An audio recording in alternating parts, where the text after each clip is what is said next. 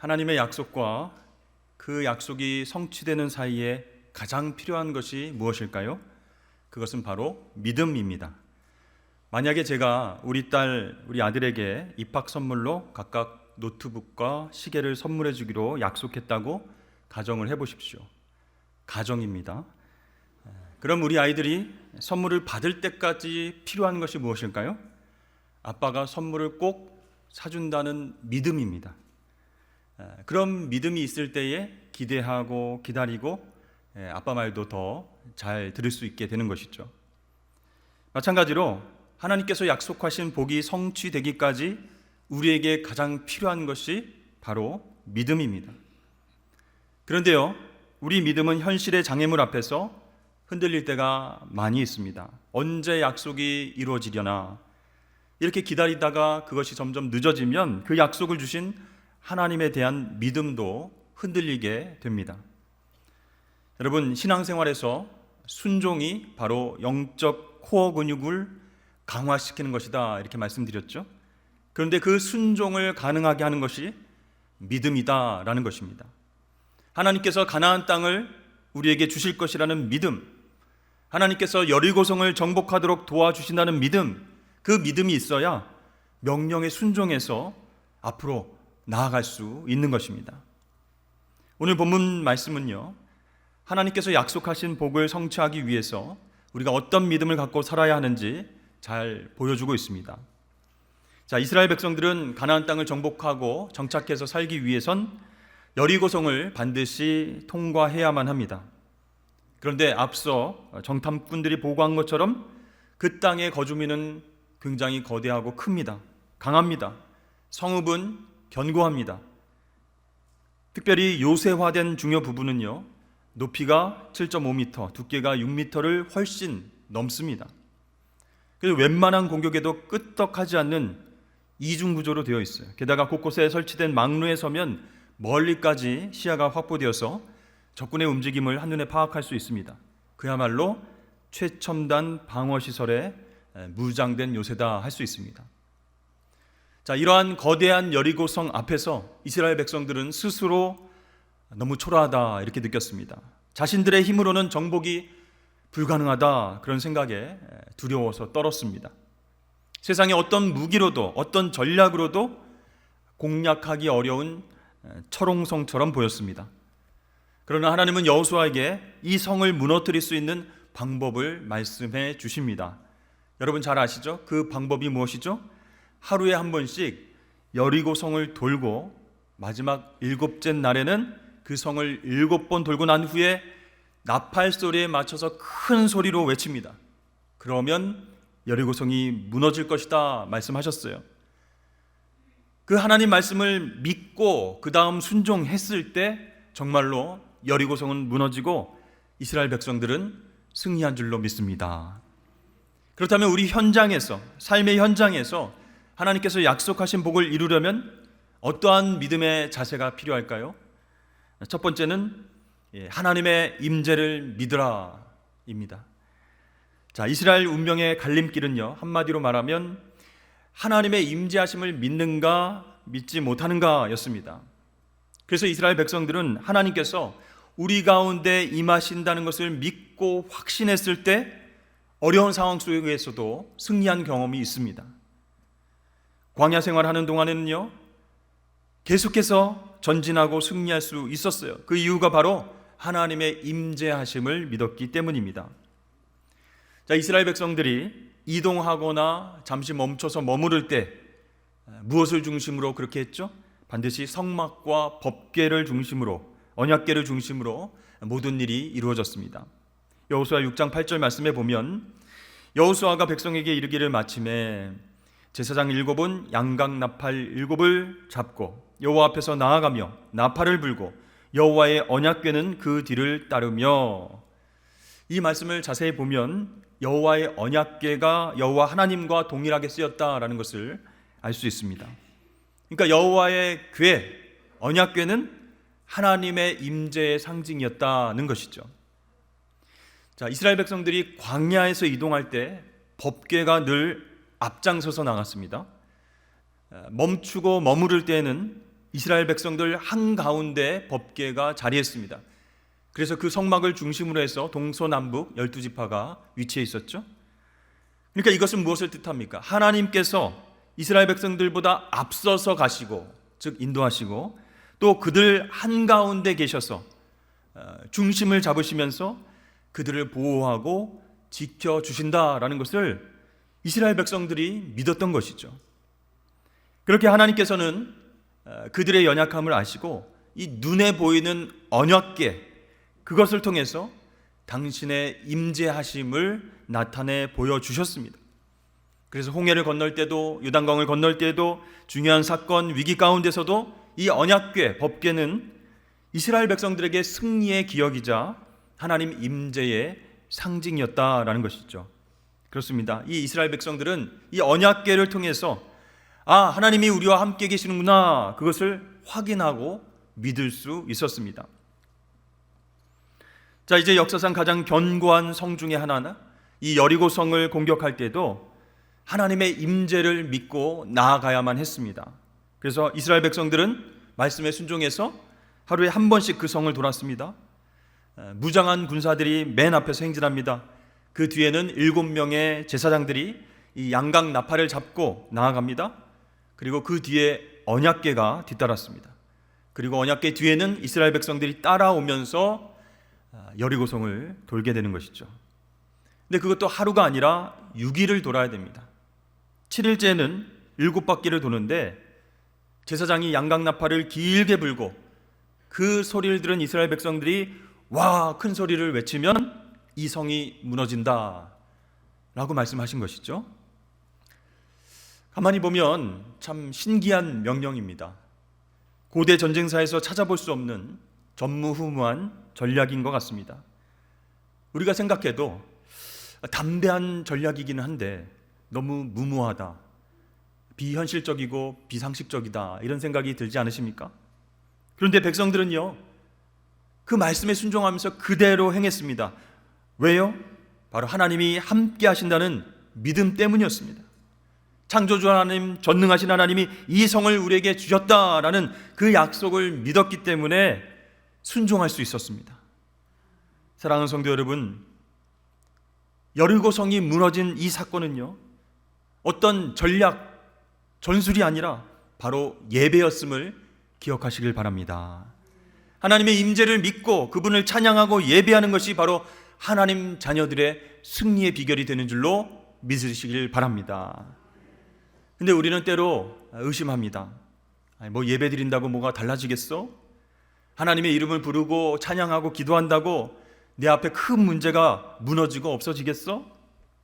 그런데 여러분, 나는 어쩔 수 없는 그 불가능한 문제 앞에서 하나님의 임재를 믿고 나아가는 그 예배가 우리 하나님 자녀들의 승리의 비결이 된다라는 것이죠. 자, 하나님께서 너희들 놀랐지? 서프라이즈! 이러한 신기한 방법으로 여리고성이 무너지는 것 꿈에도 생각 못했지? 그런 의도로 이런 신기한 명령을 내리셨을까요? 그게 아니라 너희들 전능하신 하나님을 너희들 삶의 중심으로 모시고 예배할 때, 하나님의 임재를 경험할 때 하나님의 백성들은 승리할 수 있다라는 사실을 가르쳐 주신 줄로 믿습니다. 여러분, 우리가 예배드리지 않고도 세상에 나아가서 성공하고 이길 수 있겠습니까? 세상적으로는 그럴 수 있겠죠. 그러나 영적으로는 패배합니다. 하나님의 임재를, 또 하나님의 도우심을 멀리하고 내 힘으로 모든 문제를 해결할 수 있습니까? 결코 그럴 수 없습니다. 그러므로 하나님의 임재와 하나님의 도우심을 믿고 그분의 보좌 가운데로 나아가는 그 예배에 올인하시는 저와 여러분 되시길 축복합니다. 그때 우리 앞에 여리고성이 하나님의 방법대로 무너지게 될 것입니다. 둘째로, 믿음과 순종의 방해물인 부정적인 말을 제거하라 입니다. 이 여리고를 정복함에 있어서 이스라엘 백성들에게 주어진 명령은 아주 단순했습니다. 그런데 아무리 생각해도 비상식적이었어요. 그럼에도 불구하고 이 백성들이 온전히 순종함으로써 그 결과가 승리, 축복으로 이어지게 되었죠.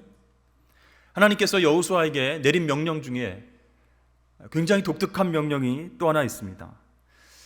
너 이스라엘 백성들과 함께 여리고성 주위를 돌 때 모두 다 침묵하도록 하라, 이렇게 명령하셨습니다. 10절 말씀입니다.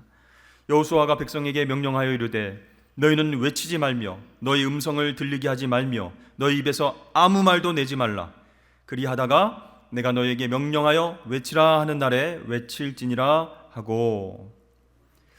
여러분, 왜 하나님께서 여리고성을 돌 때 침묵하라 이렇게 명령하셨을까요? 이스라엘 백성들의 주특기가 무엇입니까? 바로 불평과 원망이었습니다. 그들의 광야 생활 40년을 돌아보면 도무지 감사와 만족이 없었다는 것이죠.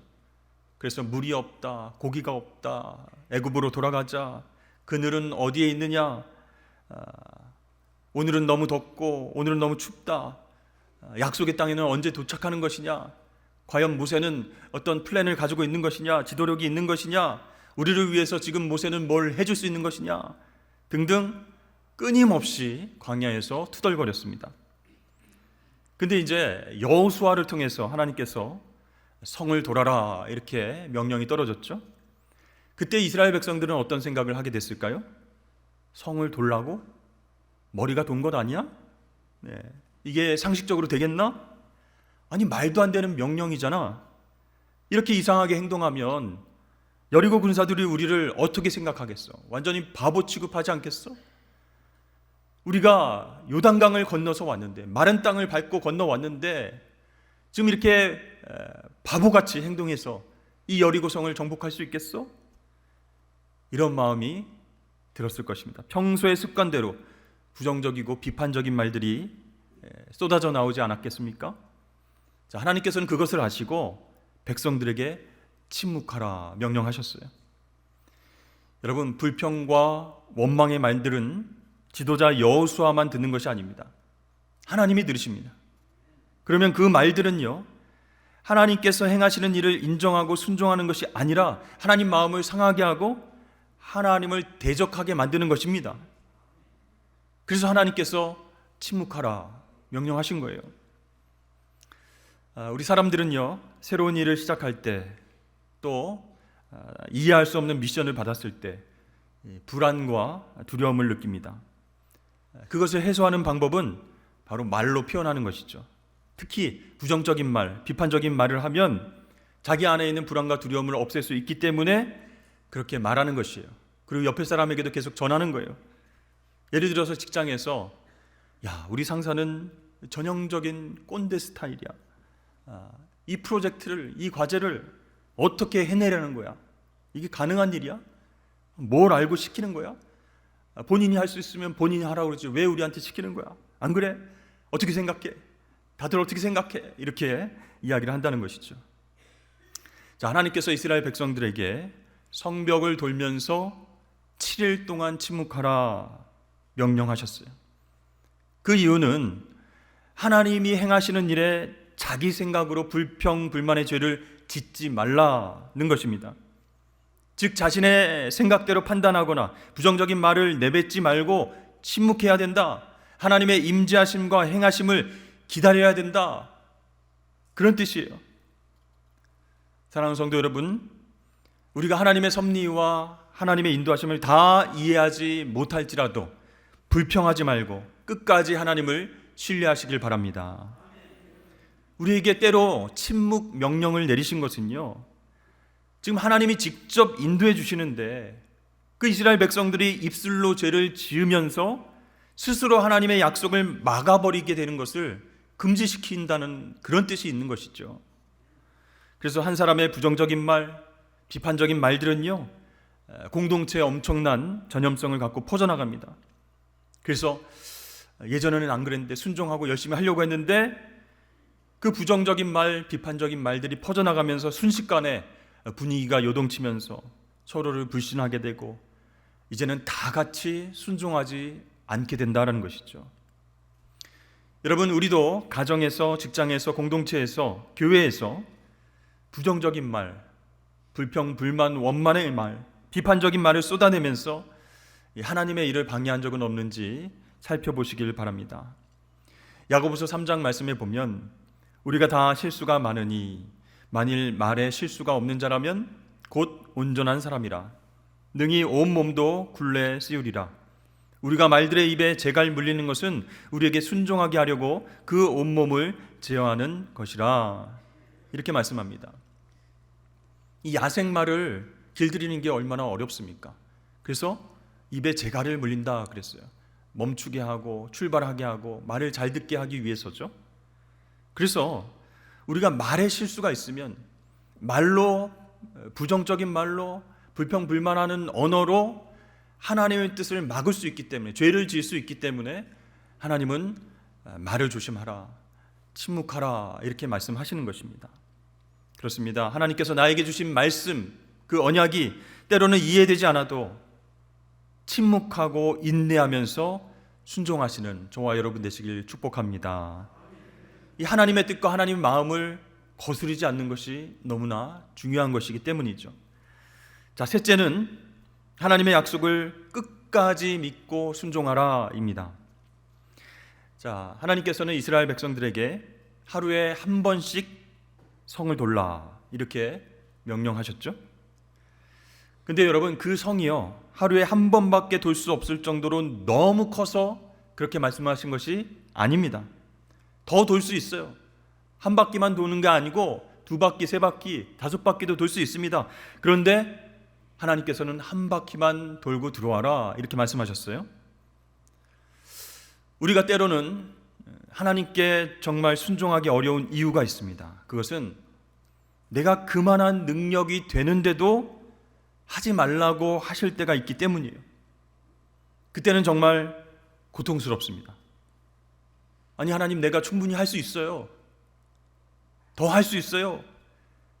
그렇게 열정을 가지고 임했는데 하나님께서는 기다려라, 또 하지 말라, 그렇게 말씀하시면 굉장히 속상합니다. 하나님, 뭔가 나를 믿지 못해서 그러시는가? 회의감과 좌절감이 찾아오기도 합니다. 자, 하나님께서는 마지막 일곱째 날에는 일곱 바퀴를 돌아라, 그리고 나팔 소리가 나면 큰 소리로 외치라 이렇게 말씀하셨죠. 자, 그렇다면 우리가 볼 때 상식적으로 3일째, 4일째, 5일째 그렇게 되는 날에는 성벽에 조금 금이 가고 깨지는, 벽돌이 몇 개 부서지고 망루가 하나 무너지고 이런 어떤 징후가 있어야 하지 않을까요? 그런데요, 7일째까지도 성벽은 꿈쩍하지도 않았습니다. 미동도 없었습니다. 틈이 생기고 갈라진 흔적도 안 보였습니다. 그러니까 마지막 7일째 일곱 바퀴를 도는 그 순간까지 아무 일도 일어나지 않았다라는 것이죠. 그렇기 때문에 이스라엘 백성들은 마지막 순간까지 오직 순종하면서 나아가야 했습니다. 왜 그러셨을까요? 하나님은 이스라엘 백성들이 끝까지 믿음을 가지고 순종하기를 원하셨기 때문에 세 바퀴째, 네 바퀴째, 다섯 바퀴째 돌았을 때 막 금이 갈라지고 성벽이 부서지는 그런 어떤 징후도 보여주지 않으셨던 것이죠. 사실 우리에게는 굉장한 조급함이 있습니다. 하나님 약속하신 것이 있고 그것이 성취돼야 되는데 그 성취가 안 보이면요, 이 하나님의 약속, 하나님의 말씀을 자의적으로 해석할 때가 있습니다. 아브라함은 믿음의 자녀를 주시겠다 이렇게 약속을 하나님 하셨죠. 근데 그 약속이 금방 이루어지지 않자 하갈이라고 하는 여인을 통해서 이스마엘을 얻었습니다. 그러나 이 일 때문에 아브라함은 너무나 큰 고통을 당하게 되죠. 결국 이삭을 세우기 위해서 이스마엘을 버려야 했습니다. 이러한 고통이 아브라함 자신에게서 그치지 않았어요. 오늘날까지도 이 갈등과 다툼의 역사가 중동 지역에서 이어지고 있는 것입니다. 왜 그런 일들이 일어났을까요? 아브라함이 온전하게 순종하지 못했기 때문입니다. 그러므로 여러분, 온전한 순종의 특징은 바로 지속적으로 순종하는 것인 줄로 믿습니다. 마지막 때까지 믿고 순종하는 거예요. 하나님의 때가 이를 때까지, 하나님 역사를 보여주실 때까지 우리는 참고 인내하며 기다려야 된다라는 것이죠. 자, 하나님께 가장 모범적이고 온전한 순종을 하신 분 누구일까요? 바로 예수님이십니다. 십자가에 달려 죽기까지 하나님 아버지 뜻에 온전하게 순종하셨습니다. 겟세마네 동산에서 예수님이 땀방울이 핏방울이 될 정도로 고통스러운 그 기도를 하신 것은 바로 하나님 뜻에 복종하는 모습입니다. 십자가로 올라가시는 것은 하나님 말씀과 하나님 계획 앞에 순종하는 것을 뜻합니다. 그러므로 그 예수님을 믿는 우리가 삶의 현장 속에서 하나님의 축복의 통로로 쓰임받기 위한 방법은 무엇이겠습니까? 예수님처럼 온전한 순종을 통해서만이 우리는 하나님의 복을 경험하게 된다라는 것이죠. 자존심과 물질과 시간과 내가 가장 소중히 여기는 것들, 그것들이 때로 온전한 순종을 방해할 때가 있어요. 그래서 요만큼 남겨두고 부분적인 순종을 하면서 하나님 명령에 다 순종했습니다, 이렇게 얘기할 때가 종종 있는 것입니다.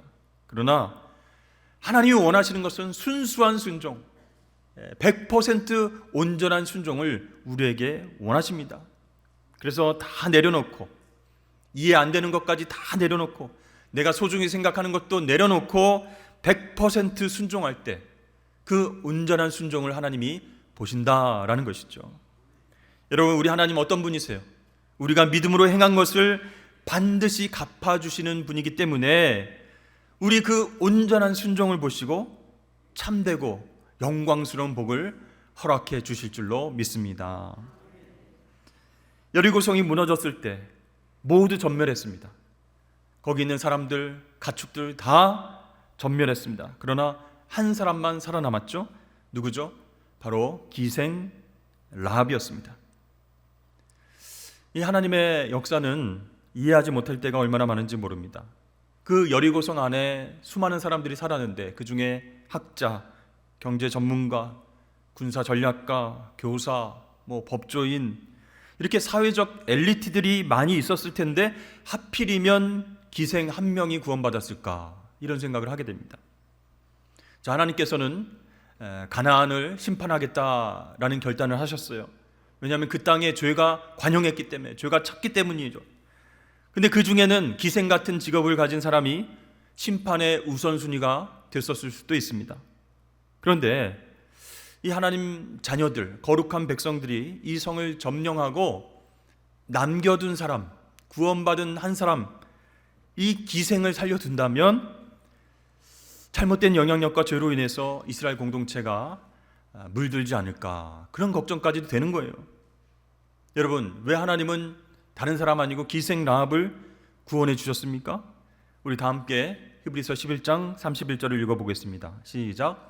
믿음으로 기생 라합은 정탐꾼을 평안히 영접하였으므로 순종하지 아니한 자와 함께 멸망하지 아니하였도다. 이 기생 라합이 믿음으로 정탐꾼들을 영접한 것입니다. 하나님께서 인도하신 그 백성들이 요단강을 건너서 우리에게 쳐들어올 것이다, 하나님이 그들에게 승리를 줄 것이다 라는 것을 믿음으로 정탐꾼을 영접한 거예요. 그리고 이스라엘 백성들이 승리할 때 라합은 자신이 구원받을 것을 끝까지 믿었습니다. 사회와 공동체에서 천한 대접을 받는 기생이라고 할지라도 하나님께서 행하시는 그 일들을 믿고 그 믿음 안에서 행동하면 하나님은 반드시 그것을 기억하시고 구원으로 갚아주시는 줄로 믿습니다. 그래서 기생 라합은 그 믿음으로 구원받은 거예요. 이 라합의 축복은 여기서 그치지 않습니다. 그녀는 거룩한 메시아의 계보에 오르는 여인이 됩니다. 끝까지 믿음을 잃지 않았기 때문에 정말로 가장 거룩하고 아름다운 그 예수님 계보의 반열에 세워진다는 것이죠. 여러분, 우리 하나님 어떤 분이세요? 믿음으로 한 일에 대해서는 우리에게 넘치도록 풍성하게 갚으시는 분이신 줄로 믿습니다. 사랑하는 성도 여러분, 우리가 지금은 볼 수 없고 할 수 없고 이해할 수 없을지라도 하나님을 끝까지 믿는 믿음을 가져야 합니다. 하나님이 하신 약속은 반드시 이루어질 것을 믿고 끝까지 수고하고 헌신하십시오. 또 불평불만하지 말고 감사와 만족을 누리십시오. 하나님은 이러한 믿음의 모습을 보시고 반드시 그대로 이루어 주십니다. 여러분, 하나님께서 나에게 주신 복을 누리는 방법, 나를 통해서 하실 일들을 기대하는 방법 무엇일까요? 하나님의 임재를 믿는 거예요. 약속대로 행하시는 그 하나님이 나와 함께 하신다라는 것을 믿는 거예요. 그리고 우리의 믿음과 순종을 방해하는 불평과 원망의 말을 멈추는 것입니다. 또 쉽게 낙심하지 않고 예수님처럼 기생나합처럼 끝까지 믿음 가지고 순종하는 온전한 삶을 사는 것입니다. 여러분, 여리고처럼 견고한 문제들과 고통들이 어떻게 무너지고 사라질 수 있을까요? 우리에게는 방법이 없습니다. 그러나 하나님께는 있어요. 하나님 말씀에 믿음으로 순종하는 방법밖에 없습니다. 전략이나 기술이 아니라는 거예요. 예배라는 것이에요. 하나님을 여러분의 삶의 중심에 모셔드리고 그분의 임재를 경험하는 예배에 집중하시길 축복합니다. 하나님, 그렇게 믿음으로 예배하며 전진하는 당신의 백성들을 약속과 축복의 땅으로 인도하여 주실 줄로 믿습니다.